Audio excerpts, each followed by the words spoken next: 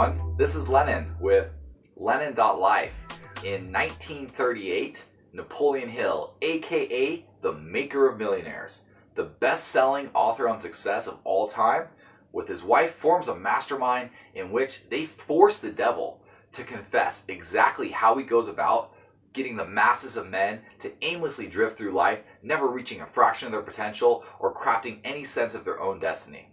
Now, if this idea of sitting down and forcing the devil to confess sounds ridiculous, well, you're not alone. And in fact, when this book was recently given to me by a mentor, Outwitting the Devil, The Secret to Freedom and Success by Napoleon Hill, I was a little bit put off by that title. I mean, this idea of interviewing the devil sounds ridiculous.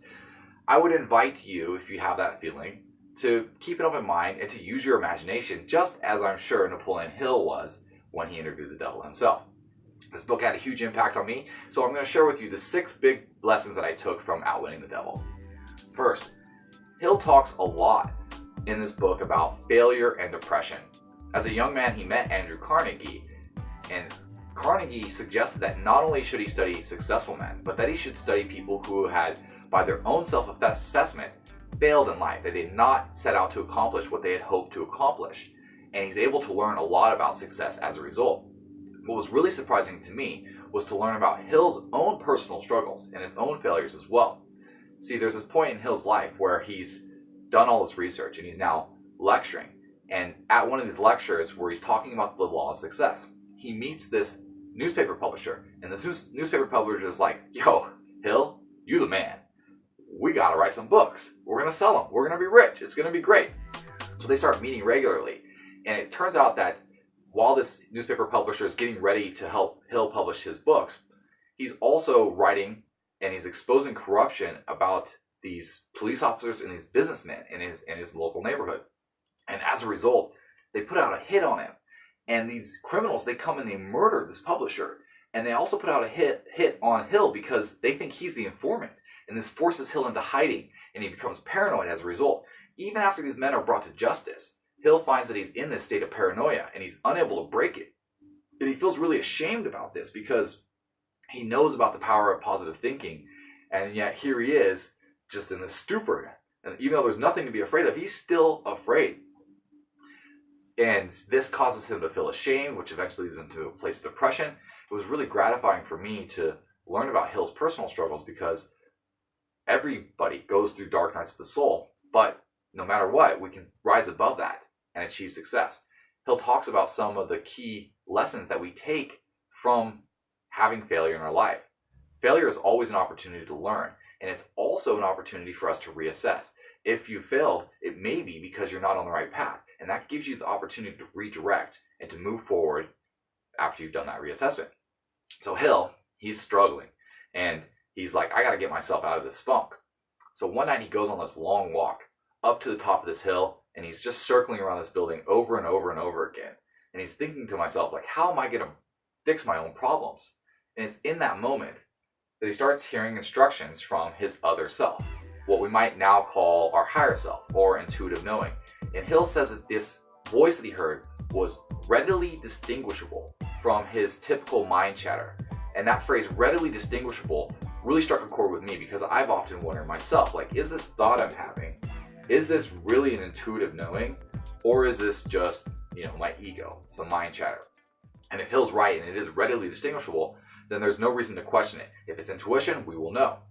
So this other self, it speaks to Hill and it says, you have to finish the manuscript for the law of success. Even though Hill's has no plan now how to publish it because his publisher's been murdered, the other self tells Hill, finish the manuscript and further instructions will be given.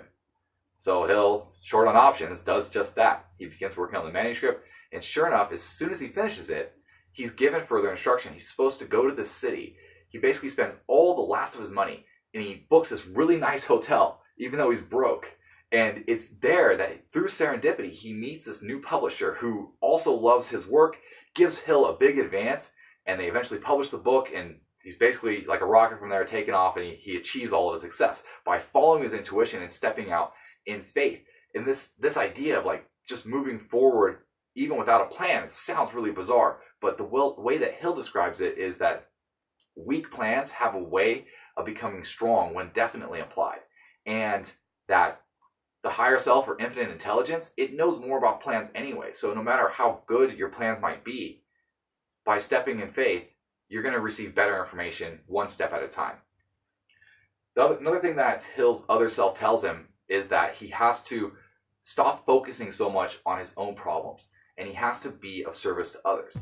And that by helping others become happy, he himself will become happy. And by helping others to achieve success, he will become successful himself. The other self tells him, overcome difficulties by forgetting them for the time and helping others who have greater problems. I find it amazing that we are in fact hardwired to be of service to others. By helping others, it helps ourselves. And no matter how dire our circumstances might be, we can always find somebody who's in a worse situation than we are. And by helping them, we not only help them, but we help ourselves too. Which brings us to our fourth point, which is carefully chosen associates. Hill writes, nothing contributes more to one's success and happiness than carefully chosen associates. You've probably heard what I call the rule of 5, which is that we're the average of the 5 people we spend the most time with. And I don't think that that's literally true, because everybody that we associate with has an impact upon our character. But it's generally true that the people we spend the most time with have the greatest influence upon our character. So we must choose our associations carefully. And recently, as a matter of fact, I've had to let some old associations go by the wayside. And old friends have actually even questioned my loyalty.